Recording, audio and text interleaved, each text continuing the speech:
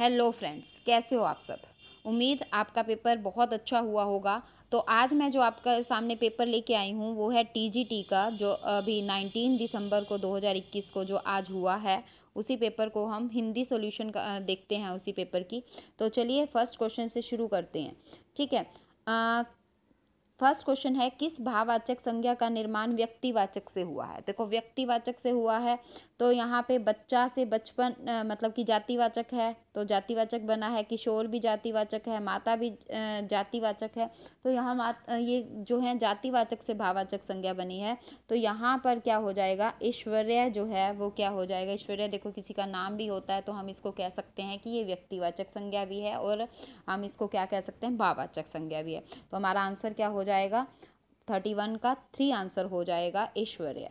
Yes. Next question देखिए, next question क्या कहता है, किस विकल्प में संकेतार्थक वाक्य हैं। ठीक है, संकेतार्थक, संकेतार्थक का मतलब क्या होता है। संकेतार्थक का मैंने पहले भी आपको वाक्य में करवाया हुआ है ये टॉपिक। संकेत होता है यानी कि दो आपस में डिपेंड होते हैं, दो सेंटेंस आपस में डिपेंड होते हैं। देखो प्रियतम मेरा मित्र है, ये गलत हो जाएगा।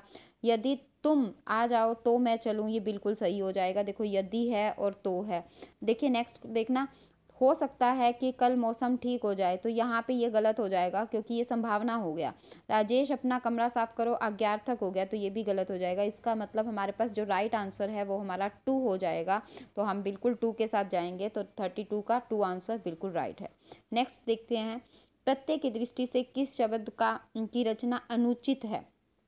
तो ध्यान रखना है, देखो मुर प्लस में एला मुरेला होता है, कांट कंट प्लस में इला नहीं होता है, बट कांट प्लस में इला कंटीला होता है ना। तो कांट प्लस में इला कंटीला होता है, राइट है। तो विलीन, विलीन में देखो वी उपसर्ग आया है तो हमारा आंसर क्या बन जाएगा। देखो ससुराल में आल प्रत्यय लगा हुआ है, बिल्कुल सही है। तो देखो विलीन, तो विलीन में क्या हो जाता है, अगर हम विलीन की बात करें तो वी उपसर्ग हो जाता है ना। तो इन प्रत्यय विलीन में नहीं आया है, तो यहाँ हम कहेंगे कि हम 33 का 3 आंसर हो जाएगा, जो बिल्कुल राइट हो जाएगा। ठीक है, नेक्स्ट हम पे नेक्स्ट चलते हैं। देखो समास विग्रह की दृष्टि से कौन सा विकल्प उचित है, कौन सा विकल्प उचित है। हथकरघा, हाथों से चलने वाला करघा, बिल्कुल सही है। भुजंग, भूमि में जन्म लेने वाला, गलत। ठीक है, यहाँ पे देखो देशभक्ति, देश के द्वारा भक्ति नहीं, देश के लिए भक्ति हो जाएगा। पशु बलि, पशु के लिए बलि, यहाँ पर जो है पशु की बलि हो जाएगा। ठीक है, पशु के लिए बलि नहीं देते हम, पशु की बलि होती है। ठीक है, तो यहाँ पे ये भी गलत हो जाएगा। तो इसका मतलब हमारा सही क्या हो जाएगा, हथकरघा, हाथों से चलने वाला करघा। तो यहाँ 34 का फर्स्ट आंसर है। दोबारा से मैं बता दूँ, 31 का थर्ड, 32 का सेकेंड, 33 का थर्ड, ठीक है, 34 का फर्स्ट। नेक्स्ट देखते हैं, नेक्स्ट हमारे पास क्या आ जाता है। नेक्स्ट क्वेश्चन है हमारे पास 35 नंबर पे है, अनुपसर्ग का प्रयोग नहीं है, निमित्त नहीं है अनुप्रयोग का। देखो अनु प्लस में अनुपात होता है। देखो यहाँ अनु ही उपसर्ग है, अगर हम ये सोचें कि यहाँ आ गया, आ नहीं आया, यहाँ अनु ही है, क्योंकि अनु प्लस में पात करते हैं। तो अनुपात में जब हम इक प्रत्यय लगाते हैं तो इक प्रत्यय क्या करता है, इसको बड़ा कर देता है, तो आ बन जाता है, तो आनुपातिक बन जाएगा, जो कि सही है। ठीक है, तो अनुदीत में अनु प्लस में उदित हो जाएगा। अनुरंजक में अनु अलग है क्योंकि आगे व्यंजन है, तो अनु और रंजक हो जाएगा। तो यहाँ मेरे हिसाब से जो आंसर बनेगा इसका अनुदात बनेगा, क्योंकि अनु प्लस में उदात करते हैं तो बड़ा उ आ जाता, तो यहाँ अन उपसर्ग है ना कि अनुपसर्ग है। तो मेरे हिसाब से जो आंसर इसका बनेगा वो है सेकंड आंसर, तो अनुदात इज द राइट आंसर। ठीक है, नेक्स्ट क्वेश्चन हम देखते हैं। नेक्स्ट देखिए, नेक्स्ट क्वेश्चन क्या कह रहा है, किस विकल्प का कथन गलत है। री का उच्चारण स्थान मूर्धा होता है, बिल्कुल हम कहते हैं ऋतु रस मूर्धा। तो ऋतु रस में हम कह देते हैं कि ये किससे बोले जाते हैं, मूर्धा से बोले जाते हैं। तो इसका मतलब ये तो बिल्कुल राइट है फर्स्ट। वो गलत को हमने चूज करना है। विसर्ग ध्वनि की गणना नासिक्य व्यंजन में होती है, यहाँ तो देखो गलत है। विसर्ग की हम कहाँ करते हैं, हम कहते हैं विसर्ग जो किससे बोला जाता है, कंठ से। अगर ध्यान हो तो हम बोलते हैं ए कुह विसर्ग कंठ, तो ये कंठ से बोले जाते हैं। तो विसर्ग भी किससे बोला जाता है, कंठ से, नासिक्य ध्वनि से नहीं बोला जाता। यह और वह को अर्धस्वर कहा जाता है, सही है। ड और अढ़ उत्तक्षिप्त व्यंजन है, बिल्कुल सही है, ये दोनों उत्तक्षिप्त व्यंजन है। इसको ताड़नजात भी बोला जाता है उत्तक्षिप्त को। तो इसका मतलब हमारे पास जो 2 आंसर है वो हमारा बिल्कुल सही है, यानी कि इसके हिसाब से जो गलत ढूंढना था तो हमारा आंसर राइट हो जाएगा 2। ठीक है, तो हमारा आंसर राइट क्या हो जाएगा 2, क्योंकि विसर्ग जो है नासिक्य से नहीं बोले जाते, कंठ से बोले जाते हैं। नेक्स्ट क्वेश्चन देखते हैं, किस विकल्प के सभी शब्द विदेशज हैं। देखो विदेशज की बात हो रही है, विदेशज का मतलब जो विदेश के शब्द हैं। तो यहाँ देखना, लाजवाब, मशीन, पवन, तो पवन हमारा देशज शब्द हो गया। अतिशयोक्ति, कहानी हमारा ये देशज शब्द हो जाएगा। देखो इसमें ये देखो, ये जो इसने फोर्थ आंसर यहाँ पे राइट आंसर दे रखा है, किस्सा, स्कूल और हमला। देखो हमला, हमला जो है इसने, ये देखो सभी शब्द विदेशज का है, एक आधा शब्द विदेशज नहीं का, सभी शब्द विदेशज का है। तो सभी शब्द हम देख रहे हैं कि यहाँ पे देखो, किस्सा अरबी भाषा का शब्द है, स्कूल इंग्लिश का शब्द हो गया, हमला अरबी भाषा का शब्द है। तो यहाँ पे जो आंसर हो जाएगा फोर्थ है जो वो बिल्कुल राइट हो जाएगा। 37 का फोर्थ, विदेशज शब्द कौन से हो गए, फोर्थ। ठीक है, तो फोर्थ आंसर हमारा बिल्कुल राइट है। उससे नेक्स्ट हम देखते हैं, पर्यायवाची शब्दों के संदर्भ में असंगत। असंगत देखो हमने जो, यानी कि जो गलत बता रहा है वो देखना है। तो जीभ को वाचा, रसना, वाणी कहा जाता है, बिल्कुल। अहंकार, दंभ, दर्प और मद होता है, बिल्कुल। किरण, रश्मि, म्यूख और प्रभा होती है। कौवा, देखो प्रियक, मधुदूत, अति सौरभ, नहीं कौवा के लिए नहीं है। ये जो पर्यायवाची हैं ये किसके लिए हो जाते हैं, ये हो जाते हैं कोयल के लिए। तो कौवा यहाँ पे हमारे पास असंगत हो जाएगा, तो इसलिए हमारा राइट आंसर क्या हो जाएगा, फोर्थ। यहाँ पे देख लेते हैं जो जो मैंने राइट आंसर बताए, 35 का 2, 36 का 2, 37 का फोर्थ और 38 का फोर्थ। ठीक है, ये हमारे पास राइट आंसर है। तो चलिए अब नेक्स्ट देखते हैं, नेक्स्ट क्वेश्चन क्या कह रहा है। नेक्स्ट क्वेश्चन देखो, किस वाक्य में परिणामवाचक विशेषण का प्रयोग हुआ है।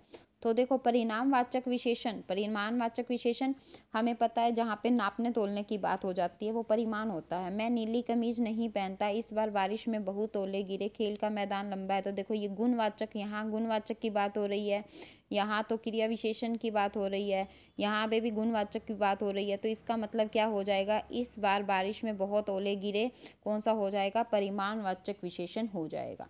नेक्स्ट देखिए, विपत्ति के समय थोड़ी सहायता भी बड़ी होती है। तो देखो जब थोड़ी सहायता भी बड़ी होती है, देखो इसका आंसर क्या आ जाएगा, भाव की व्यंजक लोकोक्ति देखनी है। डूबते को तिनके का सहारा, बिल्कुल ये सही हो जाना चाहिए। चुपड़ी और दो दो नहीं, 4 दिन की चांदनी फिर अंधेरी रात नहीं, आम के आम गुठलियों के दाम, तो ये हो जाएगा। देखो हमने ये देखना है कि जब डूबते को क्या हो गया, तिनके का सहारा, यानी कि विपत्ति के समय थोड़ी सी भी सहायता मिल जाए किसी से तो हम उसको कह देते हैं कि यस हमारा काम इजी हो गया। तो 40 का आंसर हमारे पास क्या बन जाएगा, 1 आंसर बन। 41 देखिए, किस वाक्य में सर्वनाम संबंधी अशुद्धि है। तुम्हारी पुस्तक यह नहीं वह है, मैं अपना कार्य कर रहा हूँ, ये भी ठीक है। जिसने भी खाया है सराहा है, सही है। मेरे को कुछ भी याद नहीं आ रहा, तो मेरे को बिल्कुल यहाँ पे ये जो भी राइट है, या मेरे को लगाया है, तो यानी कि मेरे को की जगह क्या आना चाहिए, मुझे आना चाहिए। सर्वनाम में कभी भी मेरे को नहीं आता है, तो मुझे होता है। तो यहाँ क्या हो जाएगा, 41 का फोर्थ आंसर राइट हो जाएगा। ठीक है, यहाँ पे मैं एक बार बता देती हूँ कि कौन कौन से आंसर अभी तक हो चुके हैं। ठीक है, विलोम शब्द की दृष्टि से अनुचित युग्म पहचानिए। बद, नेक, दुश्चरित्र, निश्चरित्र, विस्तृत, संक्षिप्त, मधुर, कटु। देखो मधुर कटु ठीक है, विस्तृत संक्षिप्त ठीक है, बद नेक ठीक है, पर दुश्चरित्र निश्चरित्र नहीं होता, दुश्चरित्र का होता है सच्चरित्र।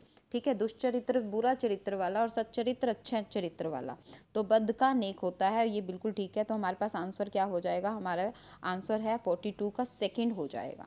ठीक है, तो नेक्स्ट क्वेश्चन हम देखते हैं। नेक्स्ट क्वेश्चन में क्या कह रहा है, नेक्स्ट क्वेश्चन देखिए, क्रिया के संबंध में कौन सा युग्म अनुचित है। अनुचित देखना है, बार बार हमें ये बोला गया है अनुचित ही छांटना है, तो इसका मतलब हमें सारे देखने पड़ेंगे। भिखारी सड़क पर चिल्ला रहे थे, अकर्मक क्रिया, बिल्कुल चिल्लाना होता है, अकर्मक क्रिया होती है। भिखारी सड़क पर चिल्ला रहे थे, अकर्मक क्रिया। राधा शाम को पत्र लिखती है, शाम को और पत्र, इसमें दो दो कर्म है तो द्विकर्मक कर्मक क्रिया बिल्कुल सही है। बगीचे में मोर नाच रहा है, नाचना क्या हो गया, अकर्मक क्रिया, बट यहाँ क्या दे रखी है, कर्मक क्रिया। वह विद्यालय से आकर खाना खाएगा, देखो आकर कर वर्ड आ गया तो ये पूर्वकालिक क्रिया बिल्कुल सही है। तो इसका मतलब यहाँ क्या हो जाएगा, बगीचे में मोर नाच रहा है, ये कर्मक क्रिया नहीं, ये तो अकर्मक क्रिया है। ठीक है, क्या नाच रहा है, तो आपको आंसर कुछ नहीं मिलेगा। अगर आप फिर भी कहते हो कि क्या नाच रहा है तो आप कह रहे हो आंसर तो आ गया मोर, तो ध्यान रखना है ये मोर जो आया है वो खुद करता है। तो ठीक है, ये आपको मैंने बताया भी था कर्मक और अकर्मक में। तो यहाँ पे कौन सी क्रिया हो जाएगी, अकर्मक क्रिया हो जाएगी, ना कि कर्मक क्रिया। तो हमारा आंसर कौन सा बन जाएगा, थर्ड राइट आंसर बन जाएगा।